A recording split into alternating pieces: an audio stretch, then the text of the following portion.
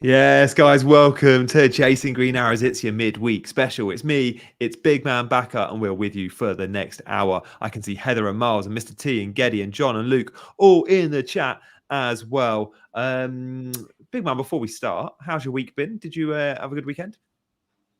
Yeah, hi, Jenny. Thanks for having me.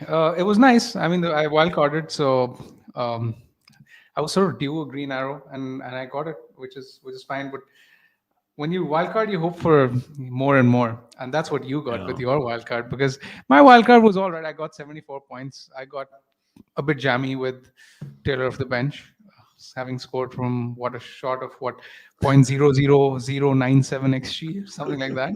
So I got a bit lucky there, but overall I'm sort of happy with where I am, and in the weeks to come, hopefully I can pick up more momentum. But nothing like your team, which smashed it with Diaby and Branthwaite coming off the bench of all people. It's funny because last week I remember being on this stream saying the one sort of mid-price midfielder I know I'm going to go with is Matoma. And I was sort of on the fence about the Diaby call. Like Matoma and covering Brighton attack was a must for me. But then the secondary slot to that, some might have gone for a João Pedro, or some went really rogue and had a huge win with likes of Nketiah, but more went towards a Neto, a Gordon, or a Palmer. Mine was Diaby, and that one was the difference. Like, it's his biggest scorer of the season, and you just need one of those players that's kind of a differential. Like, I think Diaby's just over 10% owned. When they do go and get you 13 points, it's just a huge win in terms of overall rank. But yeah, it was a fun weekend. And look, a wildcard week is quite full on for a content creator. You pump out more content than ever. You're living and breathing FPL every minute of every day. Yeah, we do every hour of every day already, but in wildcard week, it's every minute of every day. So in a way, it's quite nice now that the team's there. I'm happy with it. It's set. And now it's a little bit of downtime. And the week after a wildcard is usually a week where you plan on not having to do much if your wild card went well. And I think for both of us this week, and our teams are similar, we'll see our teams in 10 minutes, so stay with us. We'll also answer some big questions that some may have coming out of the wild card, and regardless around their transfers.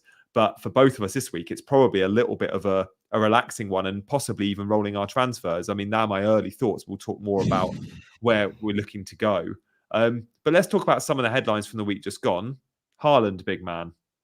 Like, we didn't captain him, and that's fine, but we owned him. Do you think those that have gone without Haaland now stick to their guns and go, I always planned on bringing him back game week 16, I'm going to do the same again, I'm going to stick with that? Or do you go, he's got a week off, he's got Bournemouth, the world and their dog are going to captain him, he's just gone and scored big against Man United, I need to rip up my team and get him in? Where do you go if you haven't got Haaland now? I think those FPL managers who went without Haaland in Game Week 8 have already made their gains. They have, yeah. And they've all got Darwin anyway. Exactly. I was going to come to that. So Darwin got 10 points last week against Forest, and Haaland got 16, and not many of us captained him. So I don't really think it was a huge loss for them, despite the fact that Haaland got close to a hat-trick. And I don't think they should change their approach from here on in, because they should stick to their guns. I assume they have Darwin. I assume they spent more in midfield and defense. Would you really want to rip your team up just to bring Haaland in for 1 week before he has what are the fixtures? Chelsea, Liverpool, Spurs, Aston Villa in back-to-back weeks. I mean, you can effectively just say, okay, here's my strategy. I'm going to captain Salah against Luton this week, against Brentford next week, then Son at home to Aston Villa in game week 13, then back to Salah for Fulham at home in 14 and Sheffield away in 15. So you just stick to the original plan.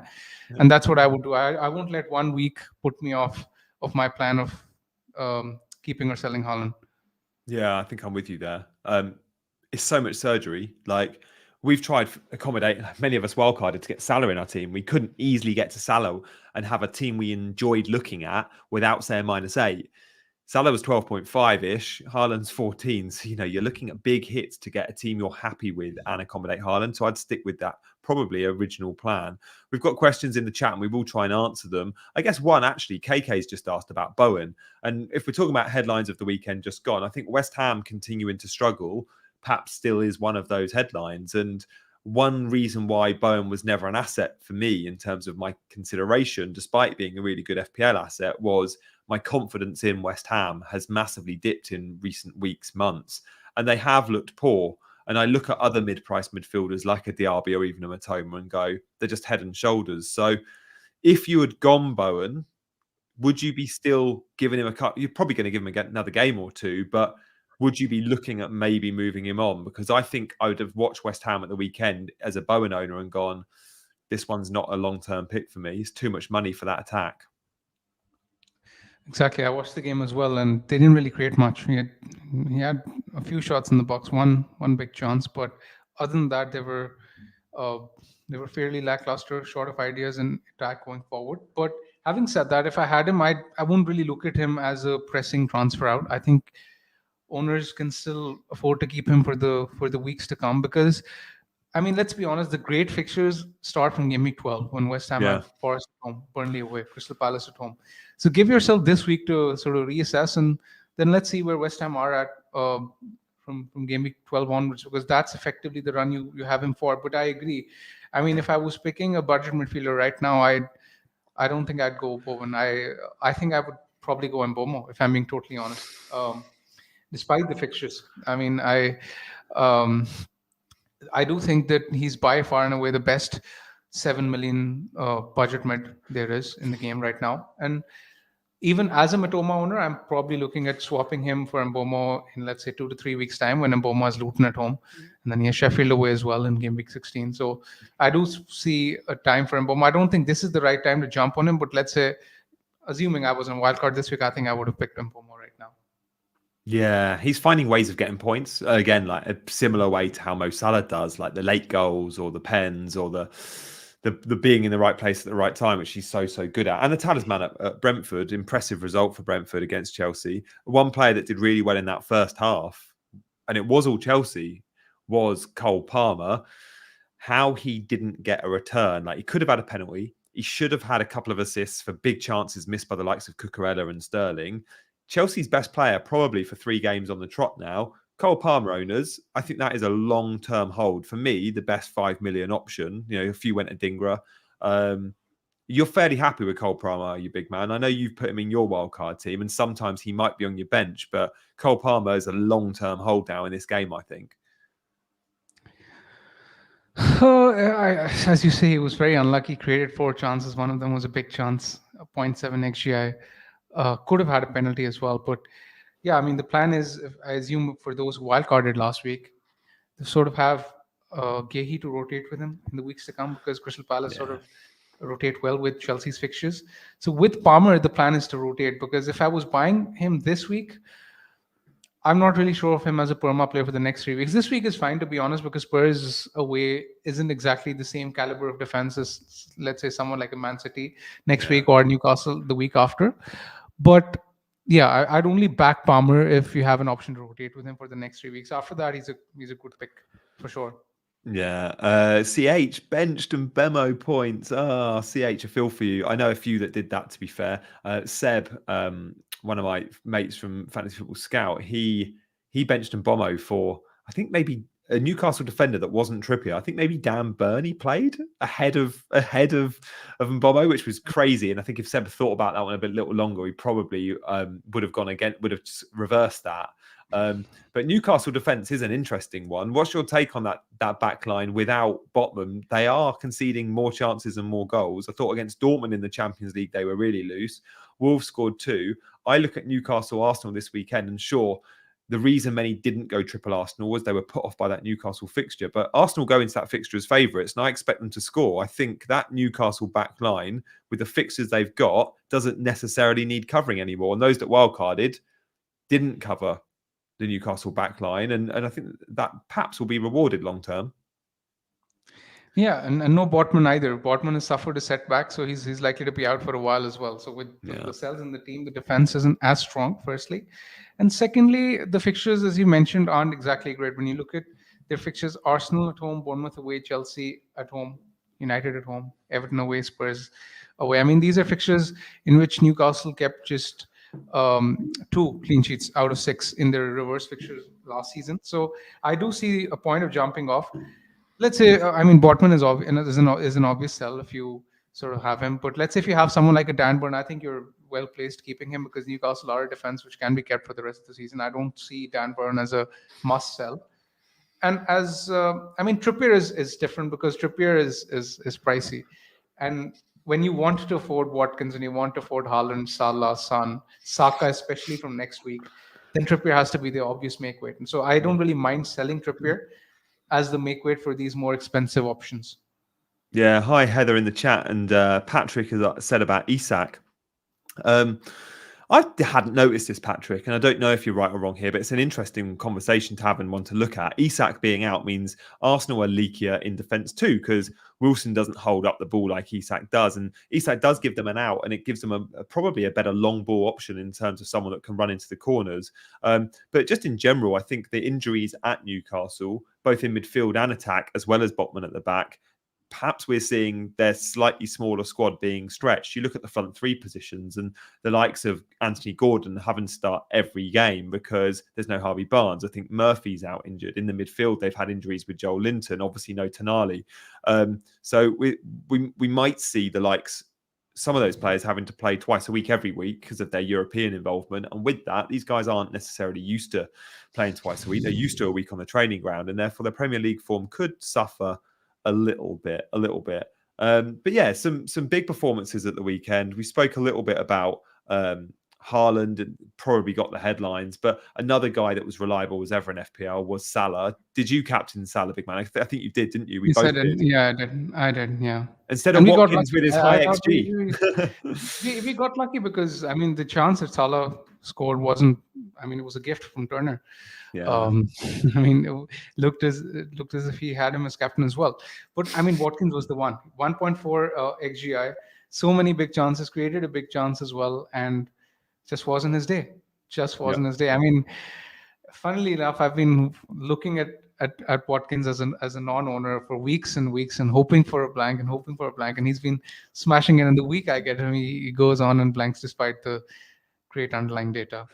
Yeah, same. I actually was so close to captaining Watkins. I was really on the fence with it all week because I preferred Watkins' fixture.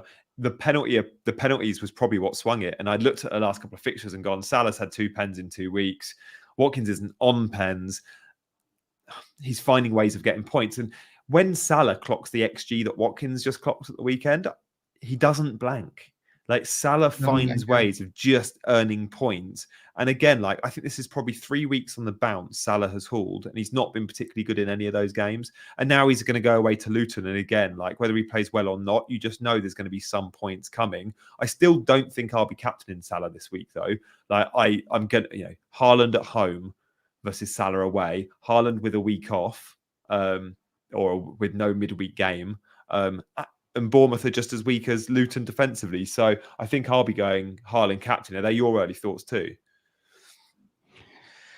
I mean, I've set myself a simple rule. When, assuming there's no double game week, and when Haaland is playing any of the bottom 14, as we'd like to call it, apart from the big 6, at home, I mean, I don't see a reason to jump against Haaland.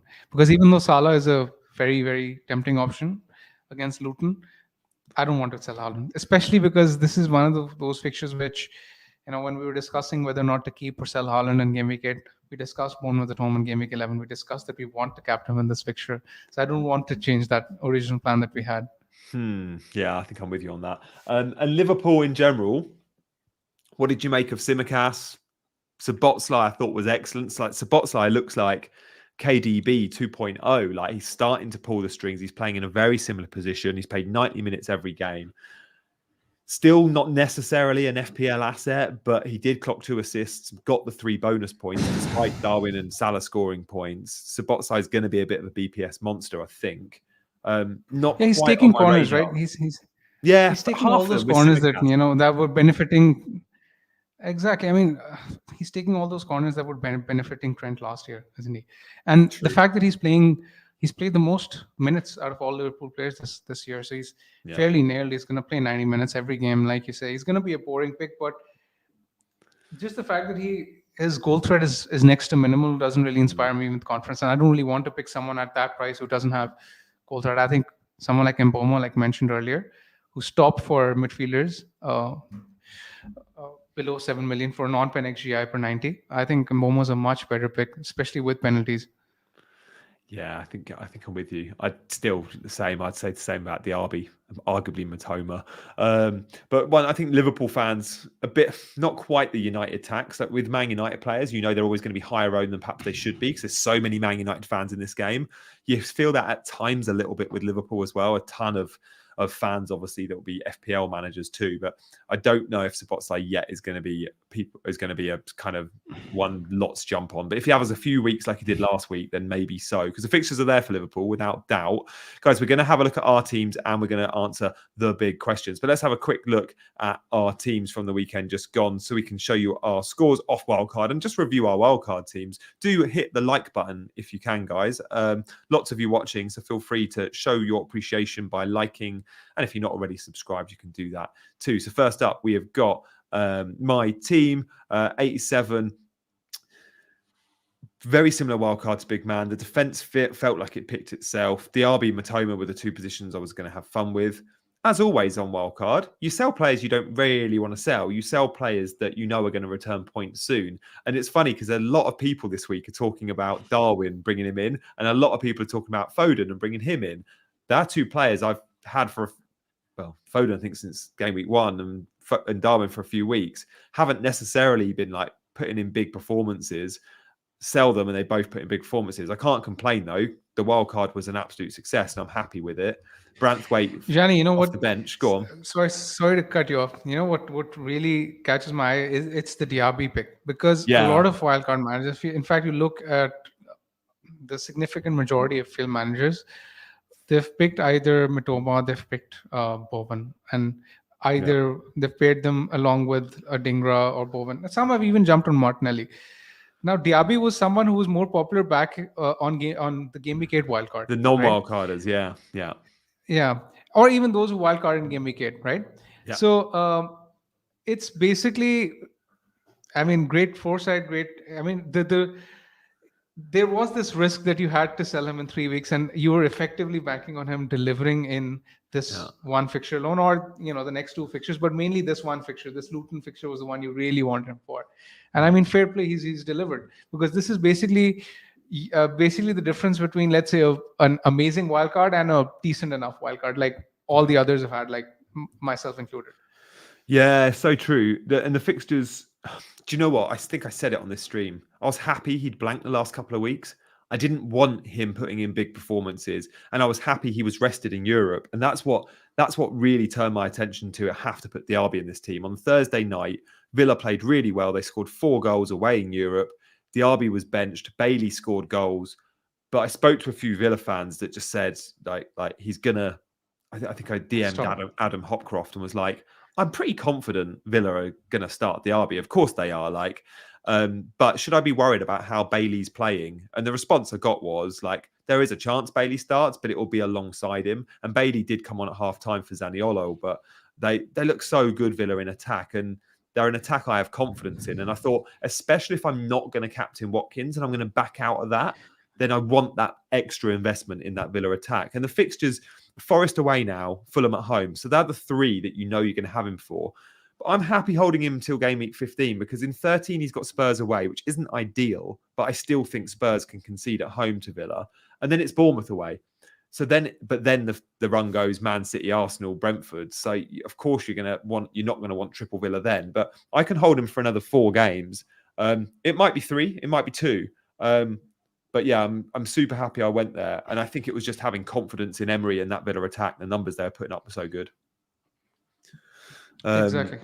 Fair play to you for just taking the punt on the upside and going there, because I For me, I didn't want to book a transfer in 3 weeks' time, especially when I was probably looking at selling cash as well. So, I mean, fair play. He's rewarded your faith Yeah, big time. thanks, dude. Yeah, Geddy says he had 14 of the same 15. He actually had Taylor come off the bench, which a lot did for Gabriel. And when I Yeah. saw that, I was like, oh, the jammy managers all getting Taylor off the bench. I've got Branthwaite, who's going to play West Ham and probably get 2 points. So when I was out with the family and I kept checking my phone, I was like, oh, still on a clean sheet, still on a clean sheet. Dominic Calvert-Lewin scored, still on a clean sheet. And then when I saw he got 2 bonus, I was like, over the moon. What I would say, if you do have Gabriel, or you did have Gabriel in your 11, if he had started, he would have got 6 points. Arsenal kept a clean sheet and he could have had even more. I guess what we do with Gabriel is something we'll discuss a little bit later. So let's move on to your team, big man, and then we'll get to some of our big burning questions, of which one might feature budget defenders in Gabriel. So let's have a look how you got on. You're still fairly happy, are you, long-term with this wild card? It was all right. I mean, the good thing was that I got those 6 points from Taylor off the bench, and that was basically the difference between a green or a red arrow, which is fine. I mean, I'm going to take 74 points week in, week out. I'm going to take it was a healthy enough green arrow as well. I jumped 400k places in rank, so it was fine. I ended up on 74 points, and going forward, the main thing is that the team looks well placed, and one of the reasons why I picked Matoma over Bowen is because I wanted that extra 1 million in the bank that might be needed for flexibility going forward. Because with Bowen, as mentioned earlier, the fixtures from game week 12 were really good. And I didn't really want to put myself in a position where I'm sort of forced into keeping him at that price, which I obviously, if I had Bowen, I think I would have kept him in 12. But now with this team, let's say in 2 weeks' time, I can sell Matoma for someone like for a Mbomo, who's playing Luton at home in game week 14 on penalties, great stats. So yeah, plenty of flexibility going forward. So the team looks fairly well placed, and as is often the case after the wildcard, because you make long-term picks, you're often looking to save and transfer, and that's exactly what the plan is. I like your defensive lineup. You had the extra Mark Gahey instead of the extra enabler like I had with Branthwaite. Were you close to putting Gahey above Taylor on your bench? Or was it always going to be Taylor for the 6 It's points? actually I really like this question. It's a very interesting conversation to be had here because, very often with the wildcard team, Johnny, you're giving it so much thought. You're giving it so much thought that you don't really look at the bench as such or the starting 11 in detail. And I was so torn between Palmer and Adingra and Bowen and Matoma that I was swapping back and forth before the deadline every let's say every 20 minutes. And right at the very last minute, I swapped Bowen out from Matoma. Just to give myself that extra flexibility. I just thought to myself, I mean, if there's not much between them, let's just get the cash and bank it. Who knows, it might be useful in the times to come. And as I made the transfer, I just looked at the team and just one final look, and I actually had Gahey ahead of Taylor, and Archer was my third sub because he was playing at the Emirates. And I was like, okay, I'm sure this is not going to count, but let's just put Taylor ahead of him because he's the better fixture on paper, even though they have a worse defense. And within 10 seconds, I just swapped the bench order and it worked. A treat. Yeah, that was big. That was big. That was the difference between a green and a red arrow. I actually never knew it would come to that, but yeah, it was awesome. And much needed. Now Palace play Burnley this weekend. I think that game could be very low scoring, and either team I think could. I wouldn't be surprised if that was 0-0. So I might even be starting Taylor this week because Palace look pretty shy in front of goal. Burnley are the home team, so it's going to be an interesting game. But I guess you're hoping for a 0-0 in a way. I would play. I mean, you have Gabriel, right? I would play Taylor over Gabriel. I mean, I fancy Newcastle to score. I do fancy Newcastle to score. They're a very strong attack, especially at home. I think Taylor is a better pick than Gabriel this week for sure. Yeah, I think that will probably be. Yeah, I was looking at your bench order there and thinking I've got to start one of those guys, and I think I will probably end up starting Taylor. But look, this is your team. Your captain's currently on Haaland. In terms of transfers, you need an injury to use one now, right? You're rolling almost certainly. Exactly. I'm going to roll. I don't really see an obvious transfer to make. See where I am after next week. I realize that I have a weakness in the Palmer position. And I'm not exactly sure how to deal with him from game week 12 and 13 when Chelsea are playing Newcastle and City. Those are two tough fixtures. I do have Gahey, but I don't exactly have enough confidence in him to, let's say, to play a 4-4-2. So let's see where I am in a week's time, and then with 2 free transfers and over $1 million in the bank, I can decide where I want to go. But for now, this week the issues are minimal, thankfully, and the team kind of picks itself. Would you play Yeah, Taylor? Coming back to that conversation, this any of week you, Gabriel? Yeah. I think you've got it right. I think you've got it right. I'd play Taylor first sub, and I'd play my Palace defender. I'd back Uncle Roy's Yeah. team to shut Burnley out. But Burnley's attack is good, or can be good, especially at home. And Palace, we know, won't concede many, but won't score many. If Palace go and keep a clean sheet this week, I think there'll be loads of FPL managers looking at buying a Gahey because he's cheap and he's got good fixtures. And if they're moving, as someone like you that might have to bench Palmer, you'll happily bench Palmer next week if Gahey looks assured and gets a 6-7 pointer against Burnley. But Yes. we need some confidence at Palace again. And since Eze's been out, they've just not been playing well. And I know Eze being an attacking player you wouldn't necessarily think affects their backline, but it does because they have the ball less. They're doing less up the field. And with that, the defence faces more and more pressure. So one to monitor Palace, because in theory, they should be a really good pick at the back, because historically, under Roy Hodgson, they keep clean sheets and they're a little bit boring, but we don't mind boring for our FPL defenders at 4.5 million. Exactly why I have him. I mean, just because Burnley are a poor attack as well. Burnley are on the bottom 3 for XG, non-pen XG this season. So I'm backing Uncle Roy, like you said, to be lost on match of the day again. It's what he does. It's what Roy does. It's his bread and butter. All right, Matty Cash is our last one before we answer 3 big questions. He's the guy we were happy spending that little bit extra money in. Like, I did at one point consider going Luca Dean to save money if I needed it. I'm glad I went Cash. He was unlucky not to get an assist for Watkins. Big chance missed from Watkins. But he did come off before the clean sheet, and he has been playing a ton of minutes. So in a way, we got a little bit lucky. 5 points, he got a yellow card. But long term, when the fixtures do change, like we've spoken about my decision with Diaby in a few weeks, do you think you'll see yourself sticking with Cash because of the upside? Or will this be a fixture-led decision where we go, fixtures aren't great now, let's sell him? I mean, effectively, you could keep him till Bournemouth in game week 15. That's fine. There will be some managers who might look to sell him in 13 when Villa are playing Spurs. But it depends on where I am in terms of transfers. Let's say if I don't have a better transfer to make, then I might use one of the 2 free transfers to sell Cash. I mean, who knows where I am at that point. But there will be other options that will stand out in terms of fixture swings. I don't think I will sell him before game week 15 though, because even that Bournemouth fixture in game week 15 does carry a certain degree of upside. Even against Spurs, I would expect Villa to play a back 3 where Cash would end up playing as a right winger. I do suspect that could happen tactically. So that might, even though the fixture is tough on paper, that might not necessarily be the toughest of things for Cash. It might work out in his favor. Yeah, I think I'm with you there. I love the upside he offers. Okay, let's move on to our big questions of the game week, and we'll answer your questions at the end of the show. But maybe throughout, we'll drop a few in as well when it's relevant. So, Neto injured again. It doesn't look like he's going to be out for long, but this is Mr. Consistency. I think he may have returned in FPL since game week 3 every week. Again, an assist. Best replacements. I mean, there's a few. You've got the obvious in Palmer, but I just want to show a quick stats table, which I've filtered this morning from Scout. It was just going off the last 2 weeks, because I'm using the last 2 weeks because we know Palmer's played in the last couple of weeks. But this is for midfielders under 7 million. So again, like, you'd have to find a little bit extra if you're going up to a Richarlison or a Mbomo. But this is just filtering from expected goal involvement. Obviously, Mbomo is top. I think we expect that. This includes penalties as well, by the way. Although I don't think Mbomo's had a pen in the last couple of weeks. Palmer obviously has. But the names on this list, the obvious ones jumping out to you, big man, who would you go for as the obvious Neto replacements?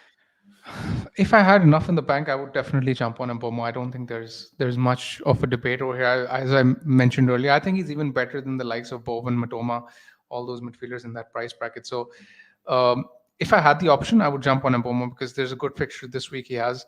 Even though the next 2 are tough, I look at him as more of a long-term pick, because even in those tougher fixtures, he's likely to play up front in 3-5-2. Then, I mean, if you don't have enough in the bank, that's a tough debate, and that's what it depends on personal preference. Palmer is more of a long-term pick, but the next three are tough. If you don't have someone to cover him, then is he really a perma play? I'm not entirely sure. In that case, I might jump on Wang Hee-chan, even though he's Yeah. sort of, you look at his underlying data, it's all right, but he's overperforming his XG and his XGI, as you see. Even in this small sample, he has 4 goal involvements from 1.58 XG, right? Yeah. And but because we're spoiled for choice, um, you look at his fixtures. I mean, Sheffield United, Spurs, Fulham.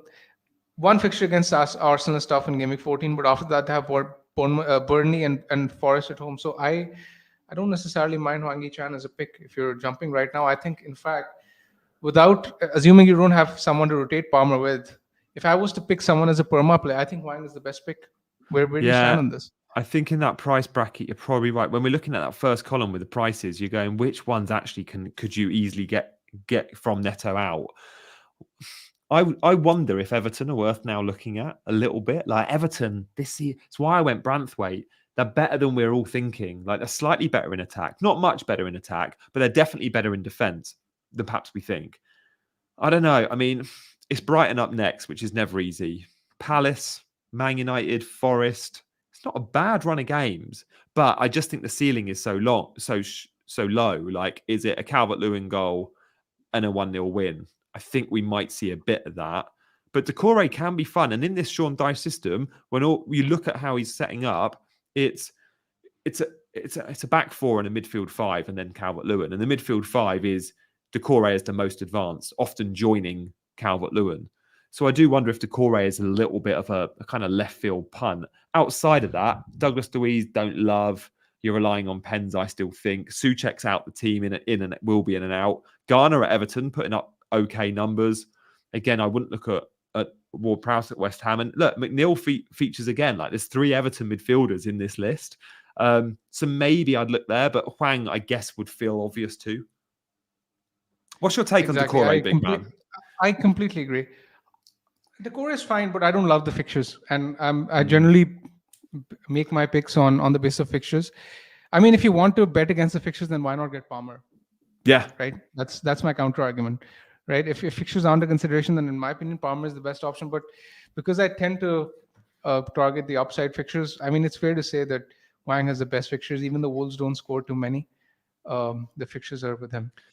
Faremi says, what about Dingra? Ooh, not in this list. Yeah, I was gonna come to Dingra because obviously he hasn't played much over the course of his careers for us to sort of have an opinion of him. He's played 3 or 4 games this season. But I was speaking to a few Brighton fans, and they think that it's his spot to lose, and he will play the significant majority of the games. He's not exactly on the stat table because his numbers aren't great.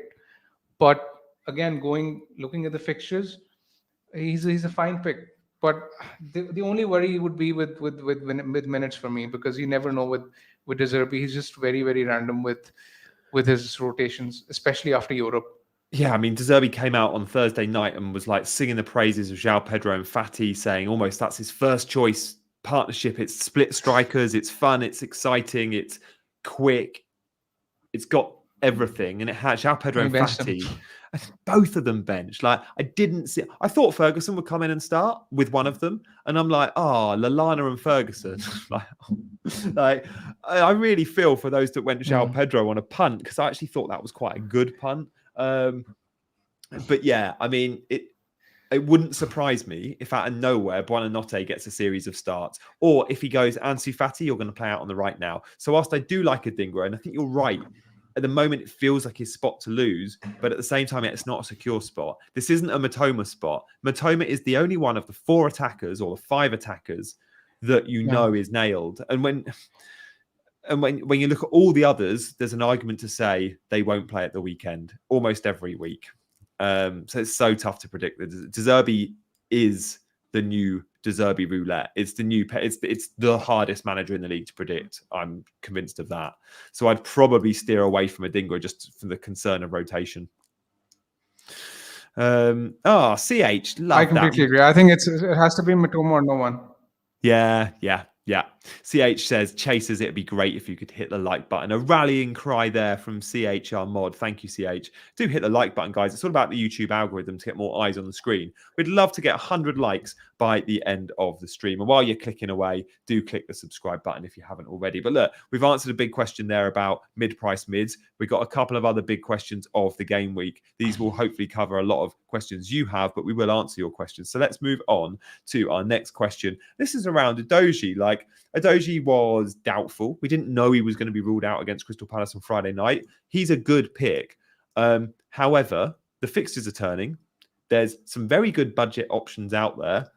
And this could also apply to Gabriel. If you are worried about Gabriel losing his spot, personally, I think Gabriel's fine and you hold him. But Udogie, given the fixtures, maybe you look to jump on someone else. So we've got a chart here. Again, I got this from Scout this morning.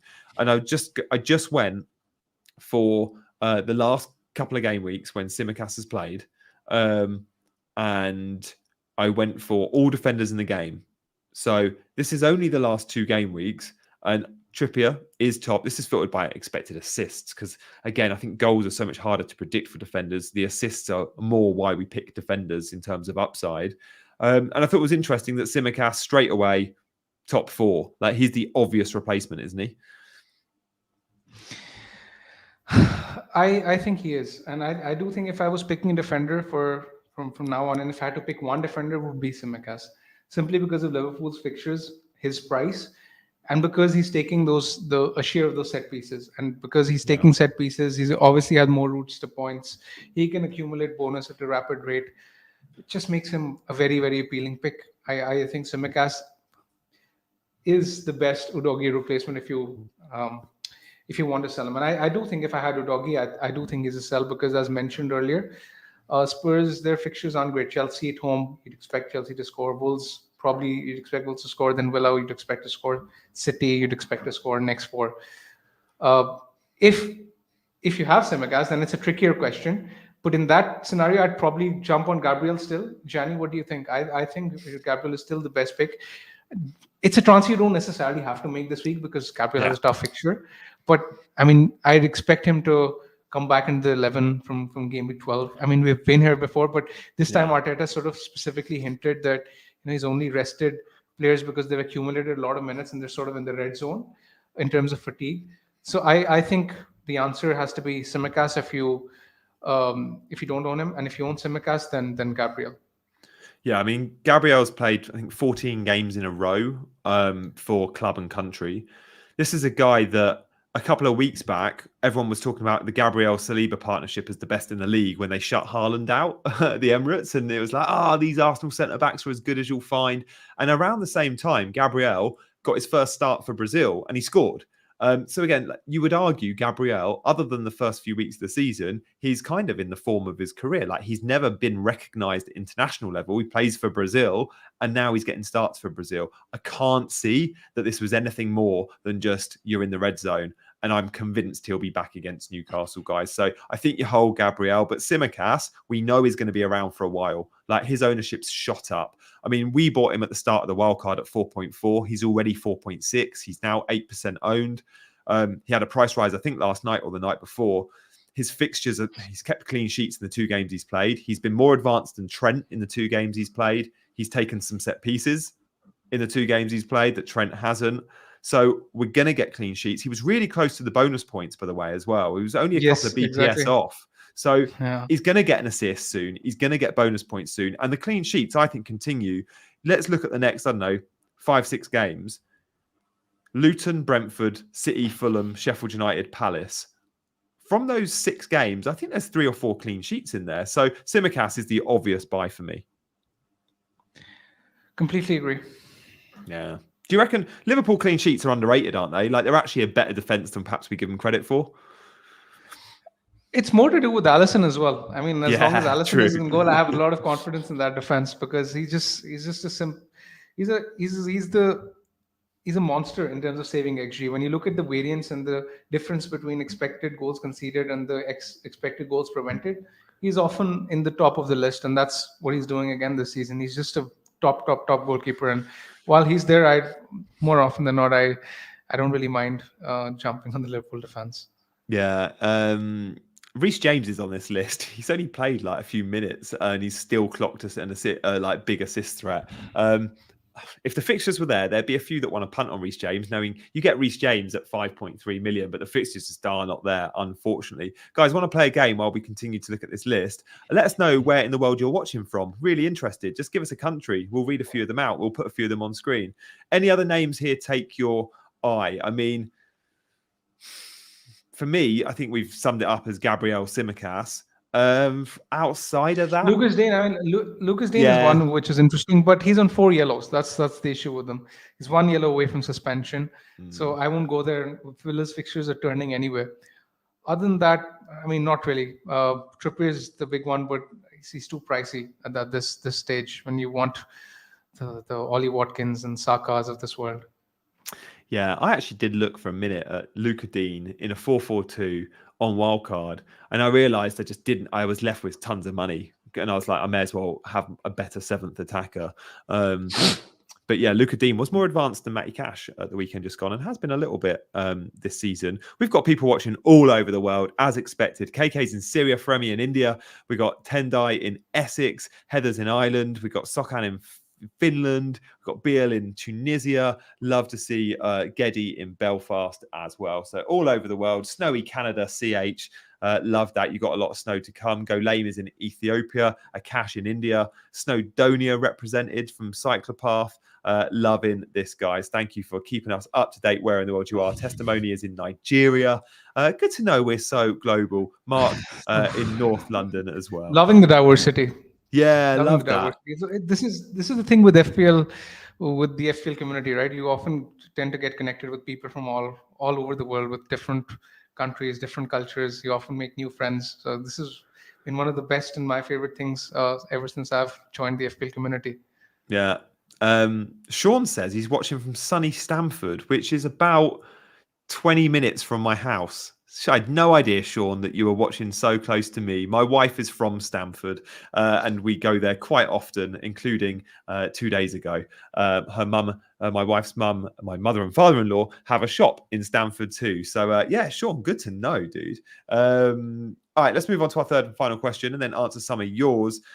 Where in the world are you? If you fancy letting us know, do keep putting those countries in the chat. Appreciate all those likes as well, guys. Thank you for contributing for today's stream. Newcastle defend has to be a hot topic. Newcastle defense. Those on wildcard didn't go there, but those not on wildcard mostly have one. Some have two Newcastle defenders. Given the fixtures, given the fact Botman's going to be out, it's Eddie Howe, so you have to take it with a pinch of salt, but looks like he's going to miss a fair few weeks. I'd be jumping off definitely Trippier to save money elsewhere. I'm still not sure if I'd be jumping off a Share or a Burn or a... I mean, Lascelles is a great 4 million option because he's 4 million. But other than that, I think I don't really like the Newcastle defence anymore. I think if you have someone like a Burn, you just keep him, or Lascelles. I don't think either of those are hard sells. But I mean, Botman is an obvious sell. We've already mentioned Tsimikas. We've mentioned Gabriel is the best replacements to go for. If you have Trippier, then the best thing to do is to make a plan on whether or not you, how you will proceed in the weeks to come. Let's say if you don't have Haaland already, then okay, I get some sense in keeping Trippier. But I assume a lot of managers with Haaland, with Salah, with Son would want to have, and with Watkins would want to have Saka from game week 13 as well. And I don't see this being possible for a lot of teams to afford all 6 of them in the same team. So for that, with that logic, I think Trippier will have to be the make weight. So in that case, I think Trippier is a sell. But whether or not you do it this week or next week depends on, let's say if you have Tsimikas and you don't really have to sell Trippier this week, you can then just wait for next week and then sell Trippier for Gabriel. But again, it depends on the combination of defenders that you own. So you said earlier, I think, from the 6 games, the next 6 games, in the same fixtures last season, they kept 2 clean sheets. Was that right? Yeah, exactly. So, I mean, let's go through them. Arsenal up next. Do we see a clean sheet, yes or no? Let us know in the chat. Give us a yes or a no. I'm going to say no clean sheet. Yeah. No. Bournemouth away? Probably yes. Yeah, I'd side on just a yes. Chelsea at home? I'm going to say no, but I'm a Chelsea fan. Probably Probably no. Yeah. I think Man Chelsea United, scored just about. I think Chelsea scored. Man United at home, I'll give you a clean sheet there. Yeah, I think they'll keep a clean sheet in that fixture. I And then agree. Everton, I think going to Goodison Park, especially I with think Everton Everton would winning score. games, is tough. Yeah, I Yeah, think Everton, I I think back Everton would Calvert score. Lewin. And then Yeah, Spurs I'd back away, it. no. So, Yeah, I Spurs think obviously would score.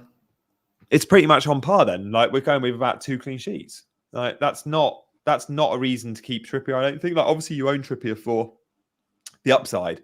But again, you look at those games and you go, even the Chelsea, the Man United, the Spurs game, you're like, Arsenal game, yes, Newcastle could win those football matches, but will they score 2-3 goals?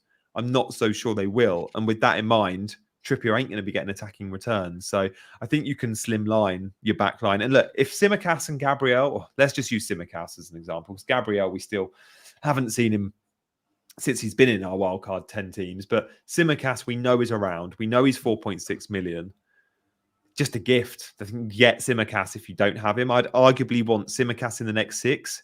If Tsimikas and Trippier were the same price in the next 6 games, I think I'd still go to Tsimikas, given the option. I agree. I agree. Yeah. So yeah, make that switch. Aston Villa Bozzy says Newcastle have been struggling after European nights a little. I don't think they'll keep any clean sheets. Yeah. Sean says his wife will know the shop in Stamford for sure. Love that, Sean. Do pop in and say you've been watching Chasing Green Arrows. They'll probably no idea what you're talking about, but give it a go.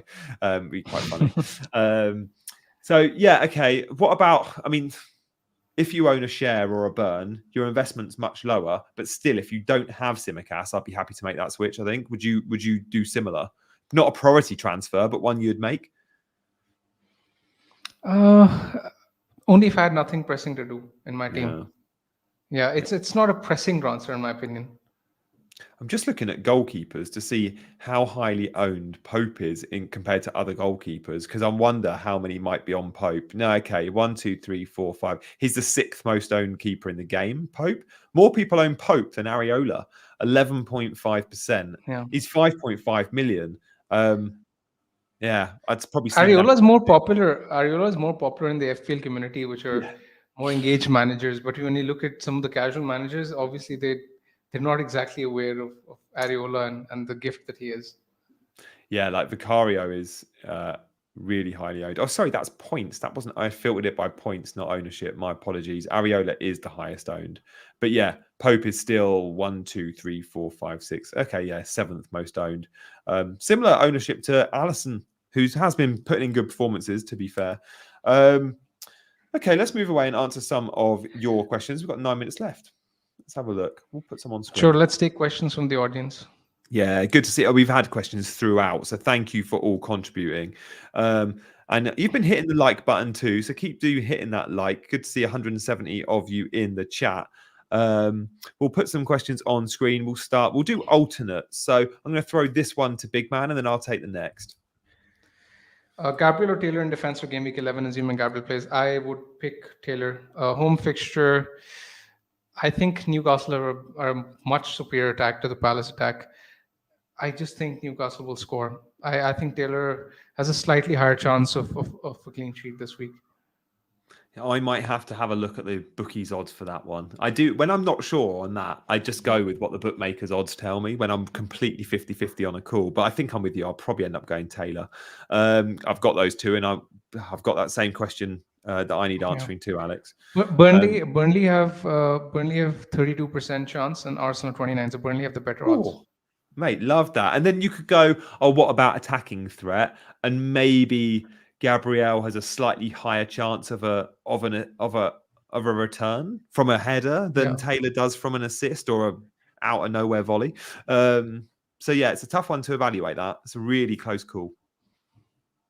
Good question, Alex. We'll continue to show some more questions on screen. Sokan says, sell Ward. Yeah, Ward-Prowse. There's a bit of buzz around Ward-Prowse. For those that wildcarded in like game week 7, 8, a few went with him, blanked ever since, playing deeper because there was a time where he was kind of he played a couple of games as the number 10 and everyone beelined for him, but it was just an experiment by Moyes that didn't continue.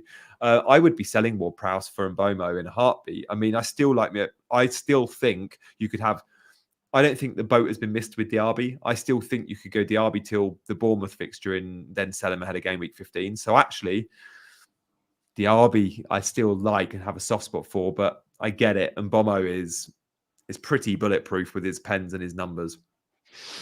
I would probably get Mbomo. Yeah, have you owned Mbomo? You've owned Mbomo this season, right? I have Mbomo throughout, and in fact, even on wildcard, I had a few drafts with him. But did you? I would have probably benched him. I would have benched him this week though, so that's sort of reassuring that I don't think I would have played him, even had I had him in my squad. Yeah, fair enough. He is 20% owned in Bomo, and his fixtures read the West Ham at home fixture. Yeah, see points, but then it is Liverpool Arsenal. Like I do think game week 14 ahead of Luton, as you mentioned earlier, that's the time I think I might be looking at him. But I've not owned him this season, and I probably should have. No, I definitely should have. But no, good question coming in there about mid-price mids. Michael's asked, would we start Palmer away to Spurs or Nketiah away to a tired-looking Newcastle? I think this one's for you, actually, big man. Sorry, I've stolen it. It's tough. I think both fixtures on paper are tough. I would probably go with Palmer just because he has the extra security of penalties. This is despite the Nketiah hat-trick. It's a bit surprising, but I think Palmer is the slightly better pick. What do you think? I don't know. I think I'll go Nketiah. I think Arsenal win that game, and I think Newcastle definitely concede. But yeah, just the confidence of a number 9 who's just off the back of a hat trick, maybe that momentum. But yeah, is Maddison to Saka essential? Maddison's good in his own right, isn't he? We discussed about this before. I think I leave it for game week 12. I don't think this is the week to do it. I think I'm with you on that. Good question, Andy, though. Luke says, what are our plans for City and Brentford double? I mean, we're talking game week 20. We're hopeful of a double, but nothing's been confirmed yet. What we do know is these two teams both blank in 18. So I guess we will answer that twofold. What do we think we'll do around 18 and 20? Like, do you think it depends what Haaland's price is? If Haaland hasn't changed in price, he's still 14.0. There might be some that have the transfers to sell him for a week and then buy him back. But I assume most will just have Haaland and just bench him and then stock up ahead of the double. This is where free hit in game week 18 comes into the picture as well. There's this school of thought that it could be an option this season. So yeah, we'll obviously address this closer to the blank game week. In 18, I'm just looking at some of the standout fixtures for those that might consider Aston Villa have Sheffield United at home, and a lot of us would have sold Aston Villa by then. That's the point. And Newcastle have Luton away, so we might only be on one Newcastle player at that time. Spurs have Everton at home. Liverpool do play Arsenal, though, so possibly that would be a free hit where you're ruling out some of the game's best players. I don't know. I don't know if I love it just for that Villa and Newcastle fixture. Yeah, it's. But I have seen a lot talking about free hit 18, so clearly there's many that will go after it. I don't know if I haven't given it enough thought, clearly, but I top line don't think I'll be going there. But let's see. Hamza's asking about he's got 2 free transfers. And Richarlison's not guaranteed starts now, is he? Richarlison could be vulnerable. Luis Diaz as well. I mean, we don't know the situation with him either. So it's tough. It depends on your squad depth. It depends on whether if you have cover for a doggy, then you can keep him this week. But yeah, Luis Diaz and Richarlison are the ones I'd probably look at selling. Me too. Like Adogi still gives you some upside, and if he's fit, we'll know. Check out the press conferences. I think Spurs playing the week. Luis Diaz again. Look for training pictures because I think he's actually gone back to Colombia. So again, Klopp's going to be asked that, but Richarlison, I'd definitely be moving on. Thanks, Hamza. Good question. Nice to see you got some differentials in your team, though. You clearly love South American wide players, having Luis Diaz and Richarlison in your team. Patrick says he's getting impatient with Odegaard. Odegaard's not been in great form, has he? I think he might be a sell. His underlying data has been pretty mediocre as well. I won't sell him because I'd expect him to get back into the 11, and you never know. I mean, if Saka is generous again, I mean, Odegaard could be donated to Pen, and especially with the fixtures that he has coming up, I'd keep Odegaard. I'd sell Ward-Prowse because he's definitely playing deeper, and he's someone I have no faith in that he will deliver the goods in the times to come because in the position where he plays, he doesn't really carry that much threat. Donated a pen. I love that. You're so true. It's so right. It's literally like Saka's chucking out donations left, right, and centre. Sanjeev, continue with trips. We kind of answered that earlier. I'd say we've no. addressed this. We've addressed this in detail. Isak to Alvarez. I mean, for a short-term punt, I don't think I'd want. I mean, Alvarez is a good pick, but I'd rather go Darwin. The problem with Darwin is the game week 13 fixture, but obviously the upside is with Darwin. But I think if you can afford to, if you have a plan with Darwin in game week 13, I would go with Darwin. But are they the early kickoff again? Are they after the international break? Is that? And they're playing. Yes. But the problem is they're playing away to City, so I mean, Klopp might risk him. That's the thing. The fixture isn't good anyway. That's the problem. So it's unbelievable the early kickoff for Klopp. Again, he's going to be livid. Alvarez can get returns in any fixture. Yeah, and look, if you want to go Alvarez this week and then reassess, like if you've got the transfers to keep that spot as your move each week, Alvarez versus Bournemouth has huge upside. And those that don't have Haaland, I do wonder if you'll captain Mo Salah or if you'll just go, I'm sticking in this fixture and I'm going to go Alvarez and just hope he outscores Haaland for a week. Like I do think there'll be a few Alvarez captainers this week. I think Salah, still Salah. See, if it was me, I'd be going Alvarez. But and I'm going to persuade our chasers on Friday's show to hopefully do the same because they've gone without Haaland in their team. Sean says, Haaland or Maddison, which one to bench? Oh, Højlund. I mean, Højlund's coming off at 60, which is close to 59, which is close to a one-pointer. So, and Maddison's playing really well. It depends if it's form or fixture. Yeah, I would. I mean, the fixture is with Højlund, but will he play, let's say, 60 minutes? That's the trouble. Because Maddison's going to play 19. He'll probably get... The ceiling is higher with Haaland, but the floor is higher with Maddison. Yeah, I'm with you there. And see how Højlund plays tonight. Is a 1 week punt, good pick. Yeah. Wang as a 1 week punt, good pick. We've already discussed him. The fixtures coming up are good. In fact, we can keep him for the weeks to come even.